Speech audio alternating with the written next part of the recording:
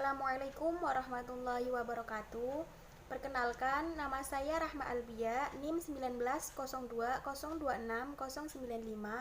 dari HPIC 4. Di sini saya akan mempresentasikan hasil makalah saya yang berjudul Sumpah atau Bayinah, tugas mata kuliah Hadis Ahkam Jinayah.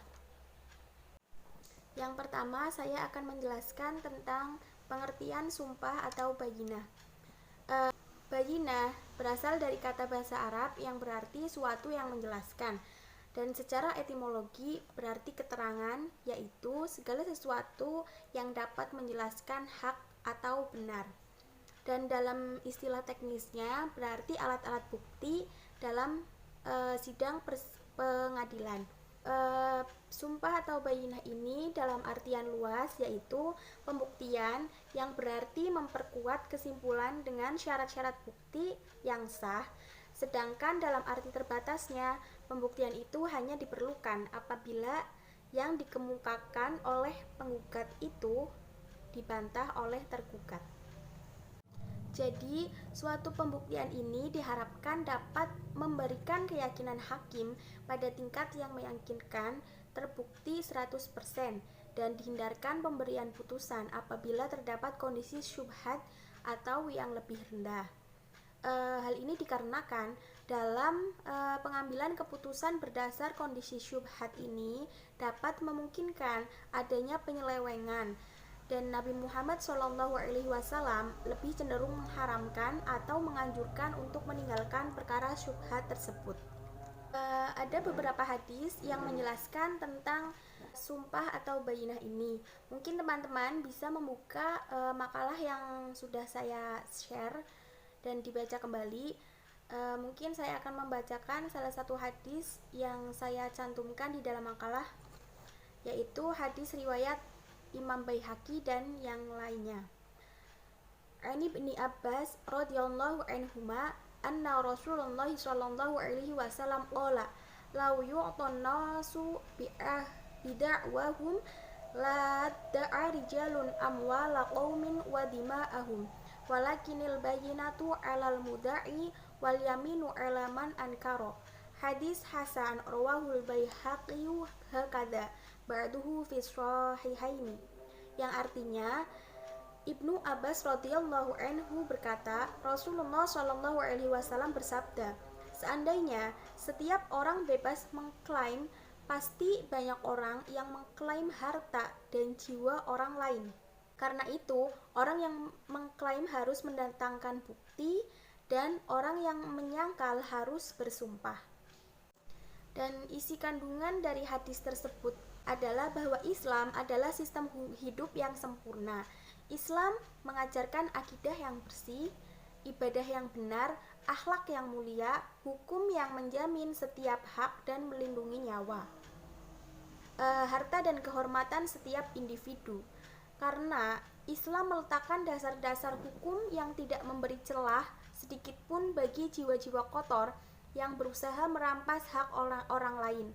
Hukum-hukum tersebut melindungi masyarakat dari segala bentuk kesia-siaan dan kezaliman, dan bahwa sebuah dakwaan harus didukung oleh saksi dan bukti-bukti agar bisa dijadikan pegangan bagi hakim untuk mengambil keputusan. Dan seorang hakim juga harus meminta dari kedua orang yang bersengketa sesuatu yang dapat menguatkan penguatan mereka. Seorang hakim pun tidak boleh memutuskan sebuah perkara dengan menghalalkan yang haram dan mengharamkan yang halal, karena pada dasarnya seseorang bebas dari tuduhan hingga terbukti perbuatan jahatnya, dan seorang hakim pun harus berusaha keras untuk mengetahui permasalahan sebenarnya dan menjelaskan hukumnya berdasarkan apa yang tampak baginya, dan bersumpah yang diperbolehkan ini hanyalah bersumpah atas Allah Subhanahu wa taala. Kedudukan hadis tersebut adalah hadis hasan yang diriwayatkan oleh Imam Baihaqi dan yang lain. Bagian dari hadis ini tertera di Sahih Bukhari dan Muslim. Imam Nawawi radhiyallahu an berkata, hadis ini adalah dasar penting bagi hukum syar'i. Sedangkan Ibnu Daqiq al-Id berkata, hadis ini merupakan dasar dari berbagai dasar hukum Islam, juga tumpuan saat terjadi pertikaian. Ada beberapa pandangan para ulama mengenai materi sumpah atau bayyinah ini. Ada 3. Yang pertama, pandangan ulama Ibnu Al-Qayyim Al-Jauziyah dan tokoh fikih mazhab Hambali, bahwa al-bayyinah itu mengandung arti kesaksian yang hanya salah satu jenis dari al-bayyinah yang dapat digunakan untuk mendukung dakwaan seseorang. Al-bayyinah merupakan segala sesuatu yang dapat digunakan untuk menjelaskan yang hak atau yang benar di depan majelis hakim, baik berupa keterangan, saksi, dan berbagai indikasi yang dapat dijadikan pedoman oleh majelis hakim untuk mengembalikan hak kepada pemiliknya. Yang kedua, pandangan ulama fikih bahwa sumpah atau al-bayyinah itu segala sesuatu yang dapat menjelaskan hak atau benar. Dalam istilah teknisnya berarti alat-alat bukti dalam sidang pengadilan. Dan menurut ulama fikih ini, alat bukti yang dimaksud membahas dalam persoalan pengadilan dengan segala perangkatnya. Yang ketiga, ulama Wahbah Az-Zuhaili menjelaskan bahwa sumpah atau bayyinah ini adalah mengajukan hujah di hadapan sidang pengadilan atas suatu hak atau terjadinya suatu perkara.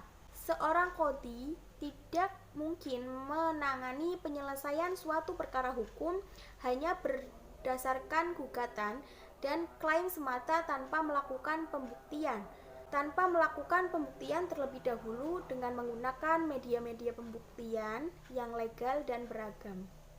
Analisis mengenai hubungan antara sumpah atau bayyinah ini dengan hukum positif. Dalam hukum positif ini, perihal pembuktian mempunyai unsur muatan material dan formil. Hukum pembuktian material ini mengatur tentang dapat tidaknya diterima pembuktian dengan alat-alat bukti tertentu yang dipersidangkan serta kekuatan pembuktiannya. Sedangkan pembuktian formil hanya mengatur tentang tata cara mengadakan pembuktian. Dalam kaitannya ini, hakim pun tidak boleh memutuskan perkara atas dasar bukti pengakuan tentang keadaan tergugat atau tertuduh, baik pengetahuannya itu sudah berlalu ataupun belum menjadi hakim. Qadhi juga disyariatkan berdasarkan kitabullah, sunnah rasul, dan ijma' para umat Islam. Seorang hakim juga tidak boleh memutuskan sebuah perkara dengan menghalalkan yang haram dan mengharamkan yang halal, karena pada dasarnya seorang bebas dari tuduhan hingga terbukti perbuatan jahatnya tersebut. Dan seorang hakim pun harus berusaha keras untuk mengetahui permasalahan sebenarnya dan menjelaskan hukuman berdasarkan apa yang tampak baginya. Dasar hukum pembuktian ini dalam hukum positif tercantum pada pasal 163 HIR, pasal 283 RBG, dan pasal 1865 BW. Bunyi ketiga pasal tersebut pada hakikatnya adalah sama, yaitu barang siapa menyatakan ia mempunyai hak atau ia menyebutkan sesuatu perbuatan untuk menguatkan haknya itu atau untuk membantah hak orang lain, maka orang itu harus membuktikan adanya hak atau adanya kejadian tersebut. Jadi pada intinya perlu dipahami bahwa perlunya pembuktian ini atau bayyinah ini agar manusia tidak semaunya saja menuduh orang lain dengan sengaja tanpa adanya bukti yang menguatkan tuduhannya. Adanya kewajiban ini akan mengurungkan gugatan orang-orang yang dusta, lemah, dan gugatan yang asal gugat. Oleh karena itu, Imam Malik sebagai fuqaha tidak membenarkan gugatan yang tidak nampak adanya kebenaran dan penggugatnya tidak perlu diminta sumpahnya, karena semata-mata melihat qorinah-qorinah cara lahiriah. Jadi, kesimpulan dari materi yang saya jelaskan tentang sumpah atau bayyinah ini, dari pemaparan tersebut bahwa pembuktian ini merupakan hal yang sangat penting dalam kasus perkara karena pembuktian bertujuan untuk mendapatkan kebenaran suatu peristiwa atau kasus yang diajukan kepada hakim. Karena begitu pentingnya pembuktian ini, maka setiap orang tidak berhak untuk menjustifikasi begitu saja sebelum melalui proses pembuktian. Mungkin hanya ini yang dapat saya presentasikan. Mohon maaf atas segala kesalahan. Sekian dari saya. Wabillahi taufik wal hidayah. Wassalamualaikum warahmatullahi wabarakatuh.